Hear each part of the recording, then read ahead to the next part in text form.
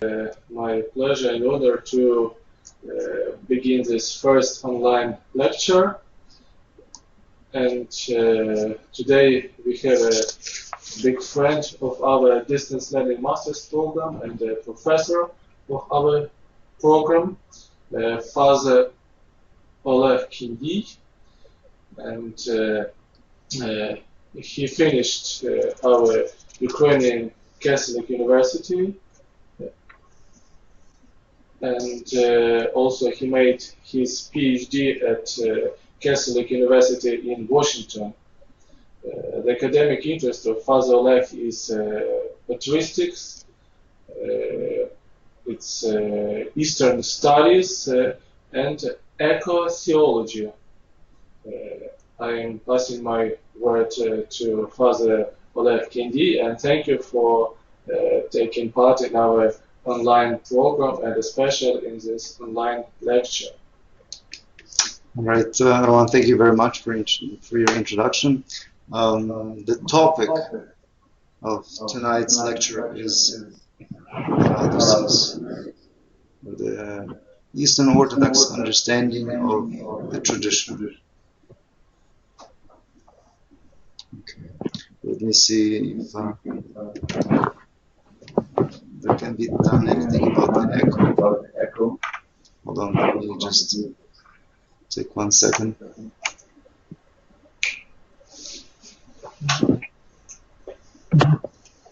Все ще є таке ехо. Коли ти говорив собі, але зараз говорю, віддає.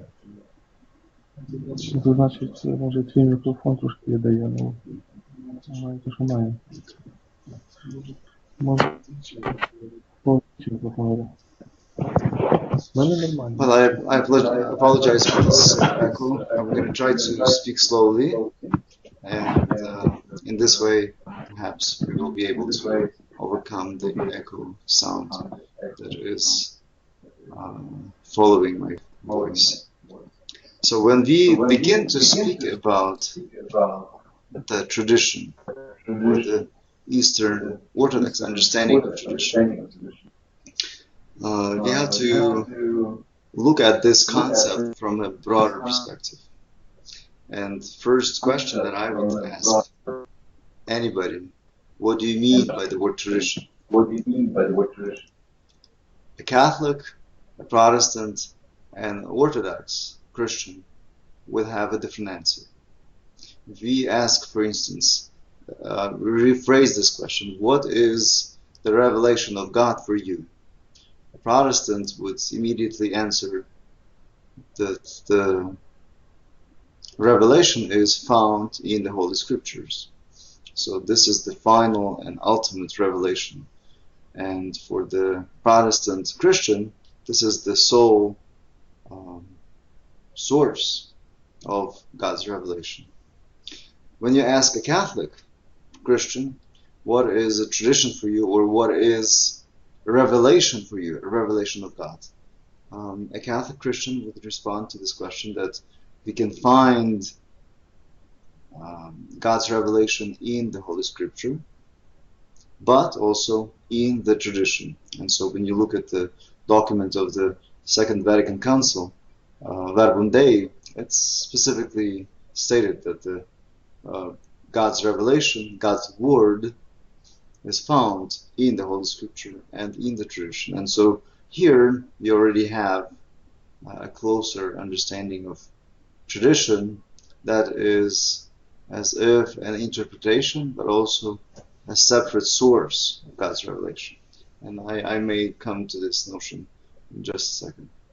But when you come to an Orthodox Christian will say that God's revelation is mainly found in the tradition. In the tradition, meaning tradition as a process of God's self-revealing to us. Hold on, just a second. В якийсь момент все було дуже добре, але тепер знову все висить. Ні, я тебе чую тут, добре. Я тебе тут чую через інтернет. Добре.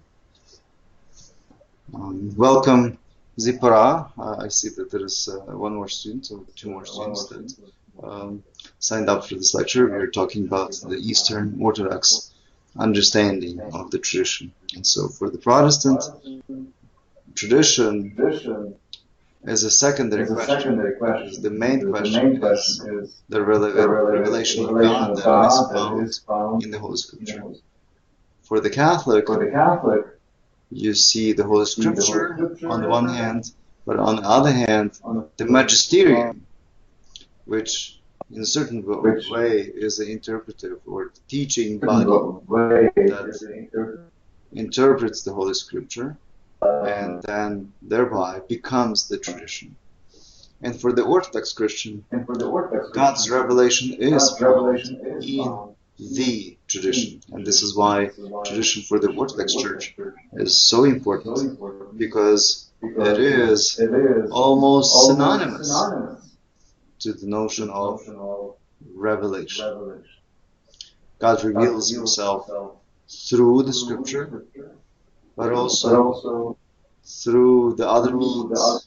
We can find the witnesses of the first, second century, the apostolic, so-called apostolic tradition, the bishops of Rome and Antioch and Alexandria, who interpreted the Holy Scripture, and they refer to their predecessors as to the tradition.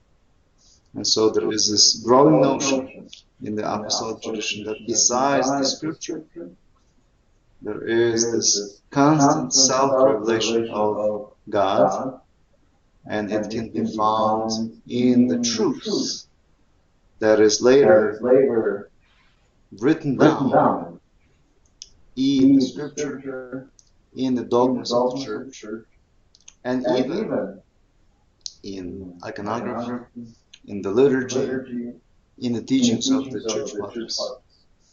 So, in other words, a tradition, this is my opening statement, the definition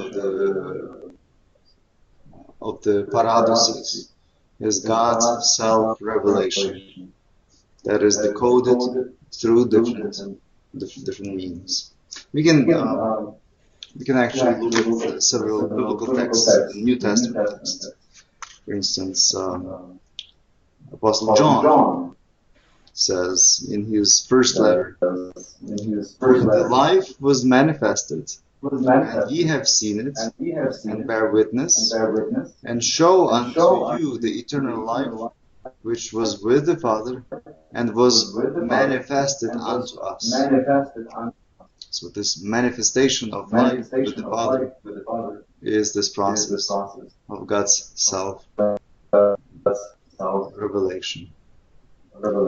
Later on, we read in Paul, in his first letter to Corinthians, "For I have received from the Lord that which I also delivered to you."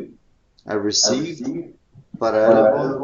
I received something, and now I deliver it to you, I transfer it to you, I give it to others. So the term tradition comes from the Latin word traditio, as you know. The Greek term for this is paradoxes. The verb is paradido, and it means giving, offering, delivering, and even performing charity.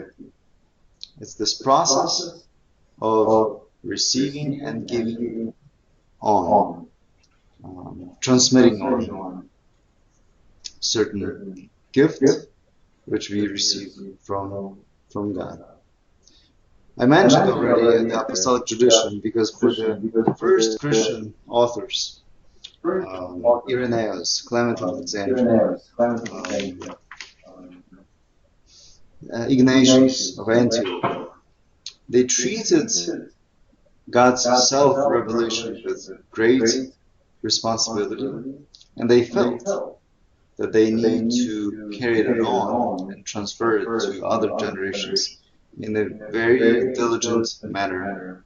Because even in the first, second, third centuries, as you know, there are already different interpretations, different understandings of who God is, what is the purpose of mankind, what is salvation. I'm not going to talk about here about Docetists or Ebionites or Gnostic groups. Even in the New Testament, we already find the discussions between Apollo and Paul and other groups that discuss who Christ is. We see that there is already in the first, second century, third century, different disagreements. And so for the leaders of the church, it was important to establish a certain continuity, certain set of rules, set of notions, set of beliefs that would be fundamental. And this is what the tradition is. So we find tradition in putting down the scriptures, forming the canon of the Old Testament and of the New Testament. We know that the process of, let me say it, quote unquote, canonization of the New Testament. This wasn't happening in just overnight. This was a process. This was a reflection of Christians on their faith and what texts reflect their faith and what texts do not reflect their faith. And so the New Testament is a very good example of how the discussion among Christians formed through certain criteria. Of course, the criteria would be the apostolicity, the apostolic origin of the text, and also a certain time frame, of course, and also the truth, because we would have many texts that would claim that they were written by Apostle John or Peter or Paul, but they were not written. And so the first, second, third century really looks through different texts and forms the canon of the New Testament. And the New Testament becomes, or an Old Testament as well, becomes an integral part of the tradition. Another dimension of the tradition is, of course, the creed. This is something that I mentioned already, that if God revealed himself to us, he revealed certain truths about himself, about ourselves, about the whole world. And this self-revelation must be congruous. It has to be based on fundamental belief that there is only one God that has revealed himself in the Holy Trinity, that the Son of God, Jesus, is the true and only Savior, and he will come at the end of the world to judge the living and the dead. So these are precepts, these are the fundamental building blocks for the tradition. After the apostolic tradition, you look at a little bit at the history of church. After apostolic tradition, we enter into the so-called patristic era, the golden times of the church fathers, who had debates, who fought the heresies. They even gained certain status in the Roman Empire, and so, as we know, Constantine and later emperors of the empire called different ecumenical councils to really point down and discuss and clarify, putting into a dogma certain truths. A very important concept for the patristic tradition is the consensus patri, which means that very often authors in Egypt or in Antioch or in Syria or somewhere in Italy or in France, even though they lived in distance, but since they reflected the same texts and they lived in the true, authentic life with Christ, they would achieve in their search for God and their reception of God's revelation. Certain same definitions of who God is. So you would have Augustine or Basil, you would have Cyril of Alexandria or John of Antioch, who lived at distance. They corresponded with each other, of course, but they would reach same conclusions, same definitions, same dogmas that later were able to put down on paper at the ecumenical councils. So patristic tradition is the time when this huge discussion on the one hand, but at the same time an attempt to put down in a written form God's revelation. We find it again in the scripture, but as George Florovsky,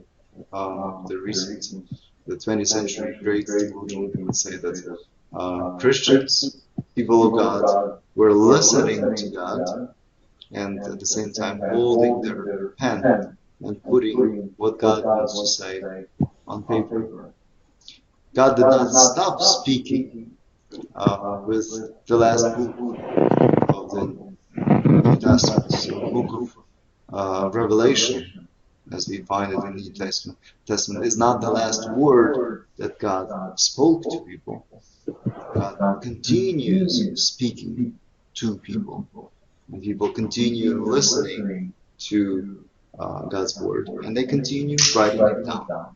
They continue to reflect upon it and transform it into education, into catechism, and they transfer this truth on to next generations. A very important moment in the 5th century with Saint Vincent of Lorraine, a theologian that has formulated universality of the Church's tradition. And so he says, we must hold that what has been believed everywhere, always, and by all. So he grasps, he comes to this understanding that God cannot reveal himself in one way to one subgroup or one group or one church, and to other people or other churches he would reveal something different. He is who he is, the same. The language sometimes, those who listen to God may be different. The reception may be sometimes different, and in a second I'll talk about the distinction between tradition with capital T and the tradition with smaller case t. We will get to this, but what Saint Vincent of Lorraine really tries to say, really, he reflects this patristic consensus pattern that what has been believed is the same everywhere, always, and manifested or proclaimed by all. Indeed, the Church, with all her members, always, from the time of her inception until the end of time, accepts and teaches everywhere the redemptive work of Christ.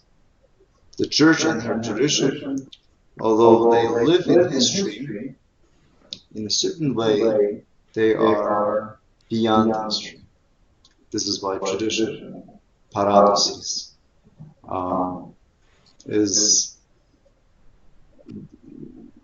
has these two dimensions, a divine dimension and human. It's really reflecting the Chalcedonian formula, where God becomes human, remains divine, and is fully human, and so is the tradition. It is in the history. It reflects the historical facts. It reflects language, specific cultural signs. It reflects scientific achievements of people, so it reflects certain historical years, but at the same time it holds the divine truths that are unchanged and constantly revolving. Tradition, as George Florovsky says, is not a principle striving to restore the past, using the past as the criterion for the present. Such a conception of tradition is rejected by history itself and by the consciousness of the Orthodox Church. Tradition is, this is something what George Florovsky says, is the constant abiding of the Holy Spirit, and not only the memory of words. Tradition is charismatic. Tradition is charismatic. It's not just a mere historical event. Okay.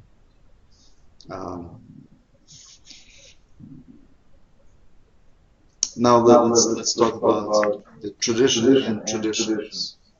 We understand that the main dogmas that we have in the ecumenical councils, the scripture, of course, the life and story of Jesus, and the lives and stories of the Old Testament as we have it, the beginning of the church, birth of church. This is part of history. But as evangelization and preaching of the Word of God is spreading, and I mentioned this already, different cultures, different nations, different historical circumstances adopt this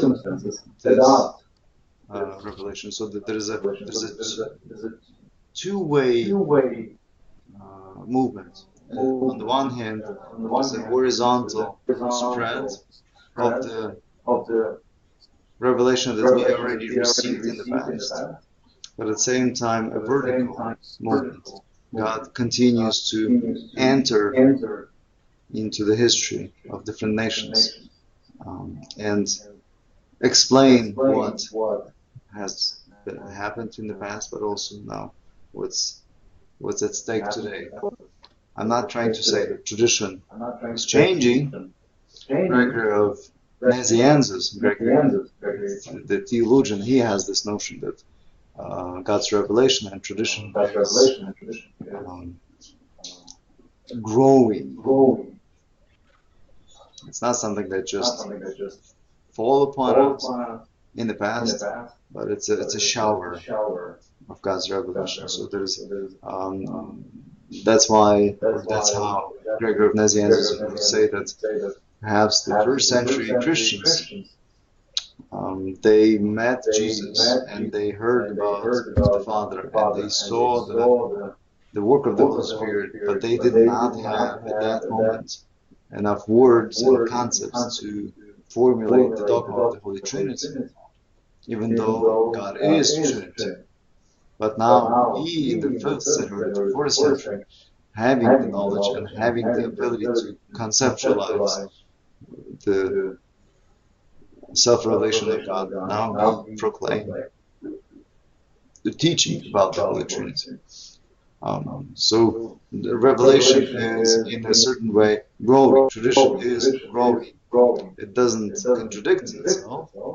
It doesn't contradict what was revealed in the past, but may add certain ideas. This is what, for instance, the Latin theologians in the 8th, 9th century, that's how they perceived their own courage to add something to the creed. They added filioque to the creed, where we say that the Holy Spirit proceeds from the Father. This was the original Nicene Constantinopolitan creed, but our theologians in the West said, well, now we can say that, to be more precise, the Holy Spirit proceeds from the Father and the Son.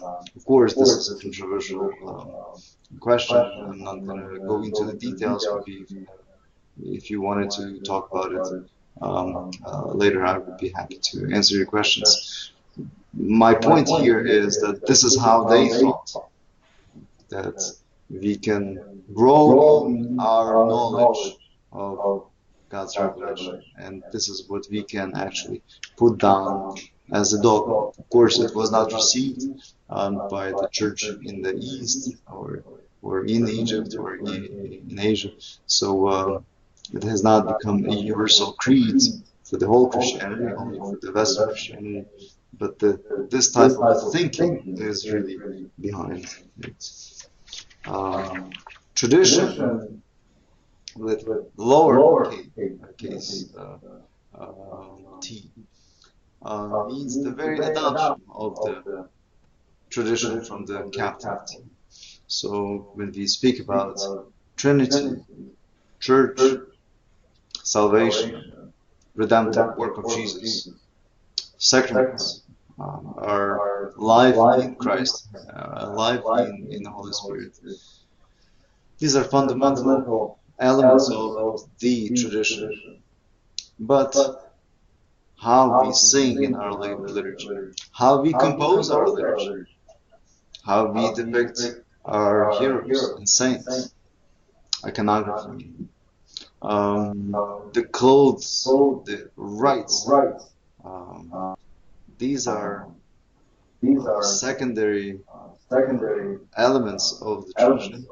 They are not the most important. And so here, of course, there is an opening for the variety and diversity. So this is why in the East, in the Eastern Orthodox Church, you would have Byzantine tradition of Greeks, and even the same Byzantine tradition of Romanians or Russians or Ukrainians or other Orthodox, Byzantine Orthodox Christians that would have their own nuances or their own particularities, additional prayers or short prayers, different melodies, of course. You can see this in diversity of iconography. That you can even recognize this is the Byzantine iconography of this period, or this is a Russian icon of this period. This is a tradition from the lower case T, but it carries the tradition from the capital case T. Wars, of course, change, historical circumstances change, the ways we challenge or are challenged with our inculturation, these things evolve. We live in a world in the 21st century with new questions, with new challenges that we have to address. And so here, that's where the tradition with lowercase t comes into play, because this is how we adapt our grand revelation that we received from God in the church, and we transmit it on. For the Eastern Orthodox Church, the Holy Scripture, teaching of the Holy Fathers, the Ecumenical Councils, and the liturgy are the main elements of the tradition.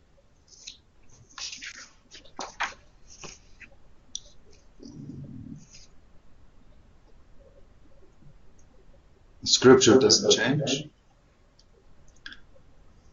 Councils don't. Of course, councils have two sides or two elements. Councils have the teaching on the revelation of God, so teaching about dogmas.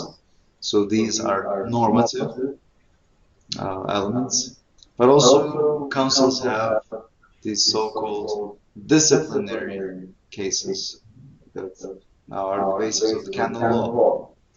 And these are elements that can be changed because the discipline or the growth of the church, the relationships between bishops, with time may change. So in the councils we have the normative side, which is the part of revelation, which is part of the tradition from the capital T. and we also have the tradition with a lowercase t. Same thing with church fathers. Among the church fathers, Gregory Nazianzus, Basil the Great, John Chrysostom, even Augustine, Maximus the Confessor, Gregory of Nyssa, and so forth. The list is long.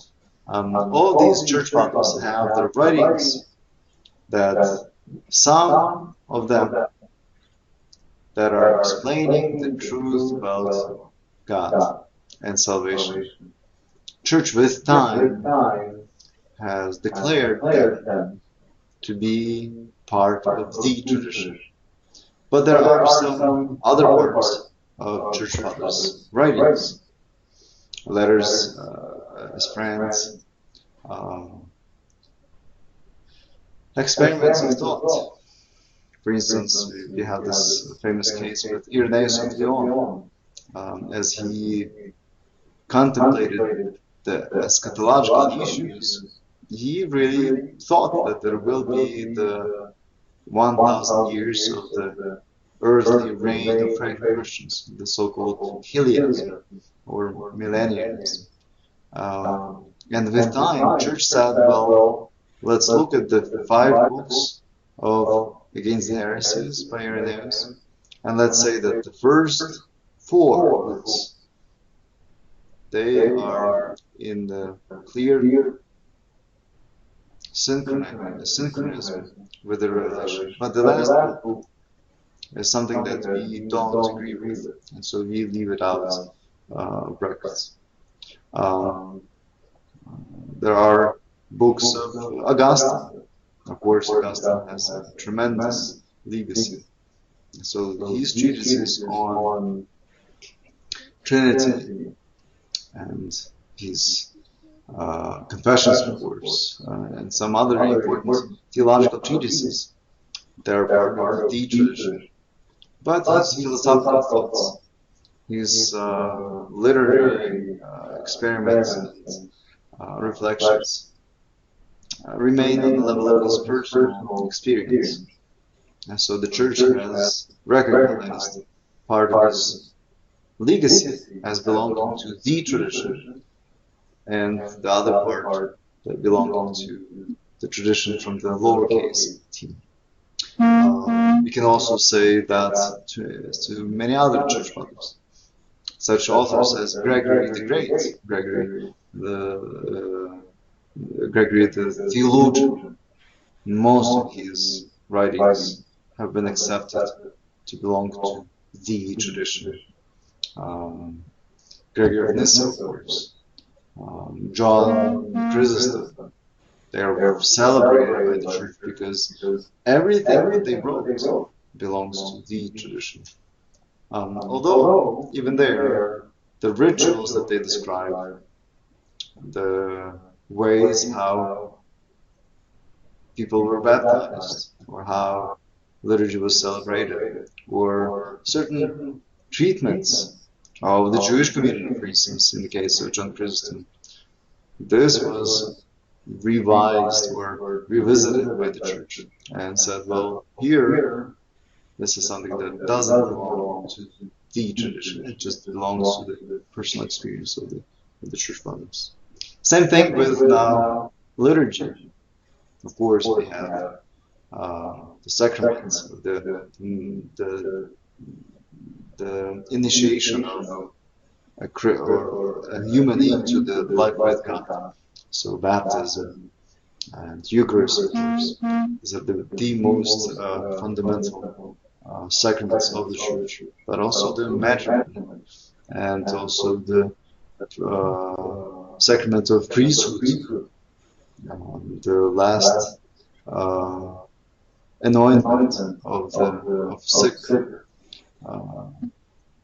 They have received, they have the elements that must not change, like in the Eucharist. There must be the bread and wine. There must be epiclesis. There must be anamnesis. So these are elements that must be held at all times. But the wording, how this is formulated, how this is translated. This is something that is not changed. It's very interesting that from Paul into Saint Irenaeus of Lyon and later to Maximus the Confessor or Saint Gregory of Palamas, when we think about the sacrament of Eucharist, they express it in terms of the new incarnation of Christ. So if this is perceived by the congregation and by the bishop and by the people participating in this as such, then it is in full communion with the teaching of the Church. So it falls into this category that tradition is something that has been believed everywhere, always, and by all. But the lengthy prayers, again, the formulations of certain prayers, this is up to particular communities to decide, of course, in communion with the bishop.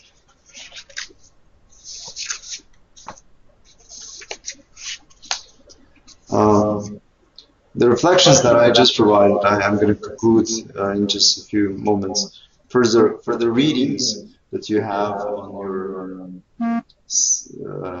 your website, the online materials. You can dig deeper with Konstantin Skuteris's articles, and I just mentioned several times George Florovsky. Vladimir Lotsky has a whole section in his book In the Image and Likeness of God, where he speaks about tradition and traditions. John Mandor, of course, has a section, Meaning of Tradition, in his book, The Living Tradition. So it's very, these thoughts and ideas are available for you to read and to reflect. My purpose here, my job here, was to show you that the tradition is not something static, it's charismatic. It has this direct connection to the notion of God's self-revelation, but at the same time, it has a very important link, continuity to the previous generations of theologians, going back to Jesus himself, through the apostolic fathers, through church fathers, through medieval authors, and up to today. So if we want to check ourselves whether or not we hold the true tradition, we must, on one hand, study the past, but at the same time have very deep and dynamic communication with God. Tradition is not something that falls upon us. It's a gift. It's a gift of God's loving self-revelation. I'm gonna pause here, and since we still have 15 minutes before we end, I'm opening now time for the questions. You may type them in the Skype chat format, or you can also just send me an email. Put it down here. You may have it, but I'm gonna just repeat it again here, and I'll be happy to respond later as we formulate your questions. So I see Martin has questions, so please go ahead. I'm gonna wait a second for you to type it down.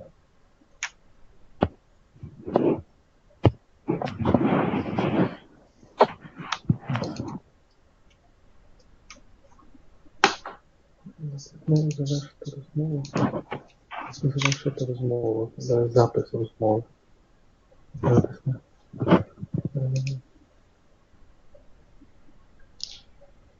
Thank you very much for your participation. I'm waiting for your questions. God bless you.